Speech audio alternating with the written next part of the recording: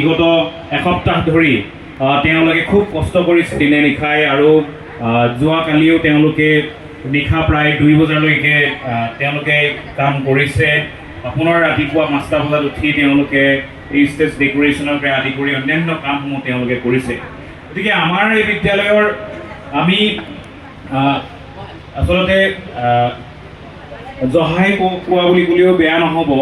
আমি আচলতে কৈ কেতিয়াবা ভাল লাগে, কাৰণ আমি পাওঁ আমাৰ ছাত্ৰ ছাত্ৰীসকলৰ পৰা সেই মৰমখিনি আমি পাইছোঁ, সেই শ্ৰদ্ধাখিনি তেওঁলোকে আমাক দিবলৈ জানে।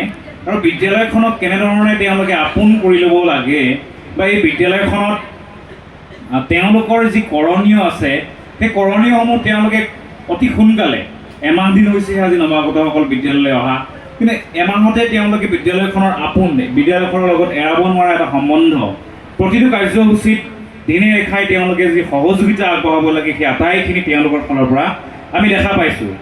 আৰু ফলশ্ৰুতিত অতি কম সময়ৰ ভিতৰত আমাৰ এই বিদ্যালয়ৰ এই যে নৱাগত অনুষ্ঠান, এই নৱাগত অনুষ্ঠানেই হওক বা বিদ্যালয়ৰ প্ৰতিষ্ঠা যি অনুষ্ঠান, প্ৰতিষ্ঠা দিৱস অনুষ্ঠান, এই দুয়োটা অনুষ্ঠান খুব সুন্দৰভাৱে অতি কম সময়ৰ ভিতৰত আমি আয়োজন কৰিব পৰাকৈ সাজু হৈ উঠিছোঁ।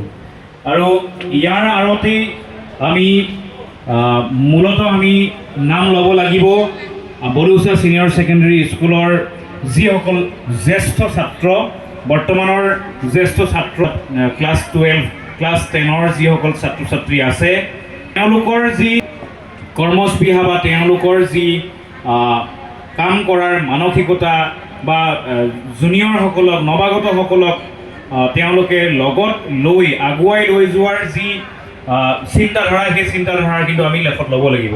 গতিকে মই প্ৰথমেই 10ম আৰু দ্বাদশ শ্ৰেণীৰ প্ৰত্যেকগৰাকী ছাত্ৰ ছাত্ৰীক এই মুহূৰ্তত মই আন্তৰিক ধন্যবাদ জ্ঞাপন কৰিব বিচাৰিছোঁ। প্ৰতিটো সময়ত তেখেতসকলে আমাৰ প্ৰতিটো কামত, ইলেক্ট্ৰিচিটি কামৰ পৰা তেওঁলোকে ফুলৰ টাবটোলৈকে, বাঁহৰ কামৰ পৰা পেণ্ডেললৈকে আটাইখিনি কাম, ইনফেক্ট মাটিৰ কামলৈকে তেওঁলোকে কৰি উলিওৱালে। গতিকে তেওঁলোকক মই আটাইকে আন্তৰিক ধন্যবাদ আৰু কৃতজ্ঞতা জ্ঞাপন কৰিছোঁ।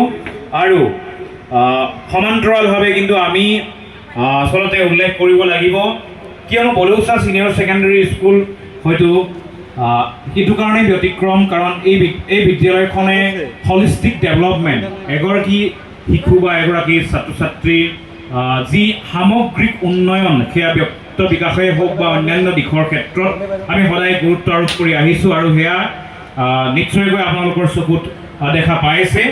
আৰু এনে ক্ষেত্ৰত আমি নাম ল'ব লাগিব, কিয়নো আমাৰ এই বিদ্যালয়ৰ ছাত্ৰ একতা সভা, এই ছাত্ৰ একতা সভা সাধাৰণতে প্ৰায়বিলাক স্কুলত বা ছিনিয়ৰ ছেকেণ্ডেৰী স্কুলত দেখা পোৱা নাযায়, কিন্তু আমাৰ ক্ষেত্ৰত আমি ব্যতিক্ৰম বুলি পেলাই আমি জহাই ক'ব বিচাৰিছোঁ। আমি বিগত বৰ্ষত যেনেধৰণে ছাত্ৰ একতা সভাৰ খন্তেক সময়ৰ আগতে আকাশ চেতিয়াই খুব সুন্দৰকৈ এটা ভাষণ দি গ'ল, এটা তেখেতৰ অভিজ্ঞতাসমূহ তেখেতে বৰ্ণনা কৰি গ'ল, ঠিক তেনেধৰণে চলিত বৰ্ষৰ আমাৰ ছাত্ৰ একতা সভাৰ সভাপতি বিপ্লৱজ্যোতি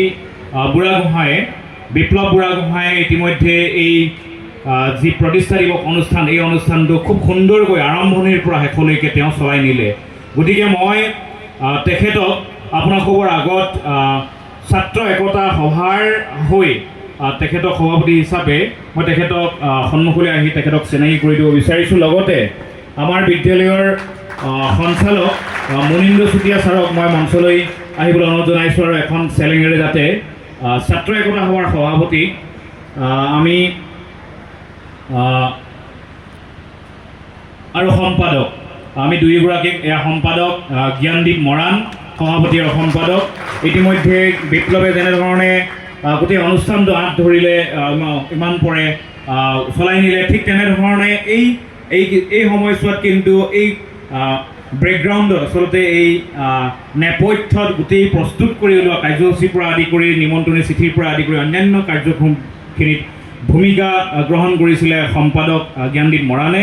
গতিকে আমি দুয়োগৰাকীকে আপোনালোকৰ আগত চিনাকি কৰি দিবলৈ লৈছোঁ। এয়া বিপ্লৱ বুঢ়াগোহাঁইক আমাৰ বিদ্যালয়ৰ সঞ্চালক মুনীন্দ্ৰ চুতীয়াই এখন চেলেঙেৰে সম্ভাষণ জনাইছে। লগতে আমাৰ বিদ্যালয়ৰ উপাধ্যক্ষ সন্মানীয় দিগন্ত মৰাণ ছাৰে সাধাৰণ সম্পাদক জ্ঞানদীপ মৰাণক আমি এখন চেলেঙেৰে আমি ধন্যবাদ জ্ঞাপন কৰিছোঁ।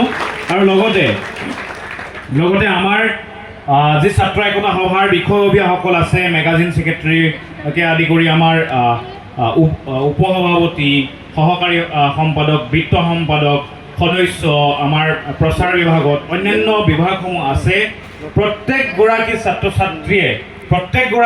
ছাত্ৰীয়ে অতি নিষ্ঠা আৰু সততাৰে এই বিদ্যালয়খনত অনুষ্ঠিত কৰি অহা প্ৰতিটো অনুষ্ঠানত তেওঁলোকে আচলতে খুব সক্ৰিয়ভাৱে অংশগ্ৰহণ কৰি আহিছে।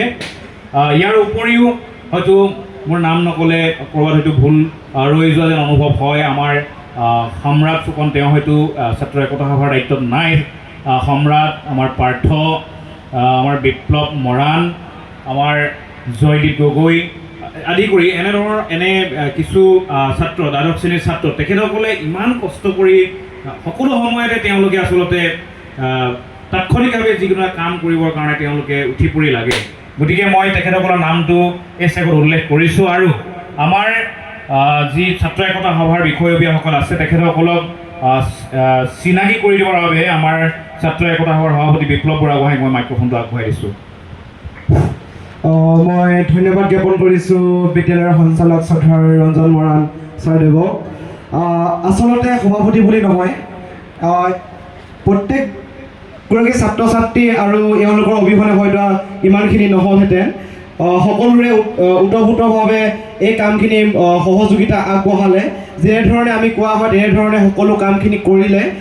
তাৰ ফলস্বৰূপে আমি খুব কম দিনৰ ভিতৰতে, এসপ্তাহতকৈও কম সময়ৰ ভিতৰতে আমি এই কামখিনি কৰিবলৈ সক্ষম হ'লোঁ। আচলতে আমাৰ ছাত্ৰ ছাত্ৰীসকলৰ মাজত সেই গুণটো আছে যে আমি অন্ততঃ এটা পেণ্ডেল আমি তৈয়াৰ কৰি উলিয়াব পাৰোঁ, কাৰেণ্টৰ কামখিনি আমি নিজে কৰি ল'ব পাৰোঁ, আমি ভালদৰে আমাৰ চৌপাশটো আমি পৰিষ্কাৰ কৰি সজাই ল'ব পাৰোঁ। কিন্তু আমি কিছু ক্ষেত্ৰত আমি এলাহ কৰোঁ বা এলেহুৱাৰ কাৰণে আমি সেই কামখিনিৰ পৰা বিচলিত হৈছোঁ। কিন্তু আমি সেই কামখিনি এলাহ ভাৱ নকৰি আমি এটা ছাত্ৰ একতা সভাৰ সমূহ বিষয়ববীয়াক এটা ভাগ দি দিয়া হ'ল আৰু তেওঁলোকৰ তত্বাৱধানত কিছু ছাত্ৰ ছাত্ৰী দিয়া হ'ল আৰু প্ৰত্যেককে এটা নিৰ্দিষ্ট ভাগ ভগাই দিয়া হ'ল আৰু তেওঁলোকে আমি এসপ্তাহৰ সময়তকৈ কম সময়ৰ ভিতৰতে আমি ইমানখিনি কৰিবলৈ সক্ষম হ'লোঁ। গতিকে মই সকলো ছাত্ৰ ছাত্ৰীকে নিজৰ বাবে এজনী হাত চাপৰি মই এই চেগত মই বিচাৰিছোঁ। মই চিনাকি কৰিব বিচাৰিছোঁ ছাত্ৰ একতা সভাৰ উপসভাপতি শ্ৰদ্ধাৰ সমীৰণ দহতীয়া, উপসভাপতি সুবৰ্ণ মৰাণ আৰু উপসভাপতি নৱজ্যোতি চুতীয়া, তেওঁলোকক আটাইকে সন্মুখলৈ আহিবলৈ অনুৰোধ জনাইছোঁ। তেওঁলোক হৈছে উপসভাপতি। ইয়াৰ পাছতে মই চিনাকি কৰিব বিচাৰিছোঁ আমাৰ সাধাৰণ সম্পাদকৰ, ক্ষমা কৰিব, আৰু এগৰাকী উপসভাপতি শ্ৰীমতী সুৰভি চুতীয়া, তাইকো সন্মুখলৈ আহি সকলোৰে আগত চিনাকি কৰি দিব বিচাৰিছোঁ। ইয়াৰ পাছতে মই সহকাৰী সাধাৰণ সম্পাদকৰ দায়িত্বত থকা পূবালী খাটোৱাল, চুমি মৰাণ, পাৰ্থপ্ৰতিম মৰাণক সন্মুখলৈ আহি চিনাকি কৰি দিব বিচাৰিছোঁ। ইয়াৰ পাছতে মই চিনাকি কৰি দিব বিচাৰিছোঁ আমাৰ বিত্ত সম্পাদক আদিত্য মৰাণক। ইয়াৰ পাছতে চিনাকি কৰি দিব বিচাৰিছোঁ আমাৰ আলোচনী সম্পাদক আদিত্য ফুকনক। লগতে চিনাকি কৰি দিব বিচাৰিছোঁ সহকাৰী আলোচনী সম্পাদিকা জোন হাজৰিকা। ইয়াৰ পাছতে চিনাকি কৰি দিব বিচাৰিছোঁ আমাৰ ক্ৰীড়া সম্পাদক অৰুণজ্যোতি মৰাণ, লগতে সহকাৰী ক্ৰীড়া সম্পাদক ব্ৰাজিল বৰপাত্ৰগোহাঁই। ইয়াৰ পিছত চিনাকি কৰি দিব বিচাৰিছোঁ আমাৰ সাংস্কৃতিক বিভাগৰ সম্পাদক ভাৰ্গৱ শইকীয়া, সহকাৰী। ইয়াৰ পাছতে মই চিনাকি কৰি দিব বিচাৰিছোঁ আমাৰ বিদ্যালয়ৰ পুথিভঁৰাল সম্পাদক মুনমুন মৰাণ, লগতে সহকাৰী আদিত্য ফুকন। ইয়াৰ পাছতে মই চিনাকি কৰি দিব বিচাৰিছোঁ আমাৰ বিদ্যালয়ৰ শিক্ষা সম্পাদিকা ময়ূৰী মৰাণ।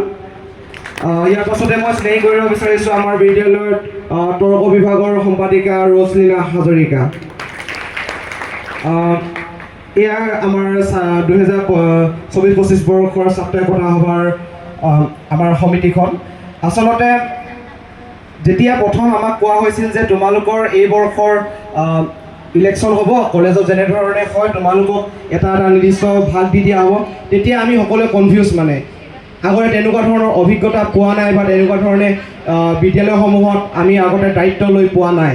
কিন্তু আমাৰ যি আমাৰ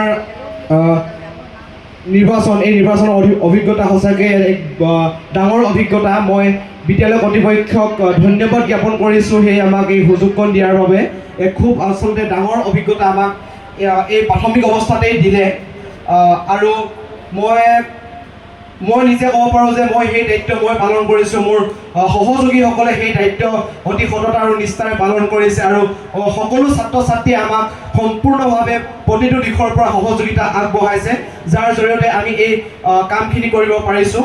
আমি আমাৰ এই সভাৰ প্ৰতিষ্ঠা দিৱস আৰু নৱাগত আদৰণি সভাৰ বাবে আমি অতিথিসকলক চিঠি দায়িত্ব আমি নিজে লৈছোঁ, তেওঁলোকক ফোনৰ যোগেৰে আমি নিমন্ত্ৰণ আমি নিজেই কৰিছোঁ, অভিভাৱকসকলক কল কৰি আমি জনাইছোঁ। আমি সেই দায়িত্বখিনি অন্ততঃ ল'ব পৰা হৈছোঁ। আমাৰ ইয়াৰ পৰা আমাৰ অন্ততঃ এটা হ'লেও আত্মবিশ্বাস আহিব ধৰিছে আমাৰ মাজত যে আমি এই কামটো পাৰিম। গতিকে মই সমূহ ছাত্ৰ একতা সভাৰ বিষয়ববীয়াসকলক ধন্যবাদ জ্ঞাপন কৰিছোঁ আৰু তেওঁলোকৰ আসনসমূহ গ্ৰহণ কৰিবৰ বাবে অনুৰোধ জনাইছোঁ।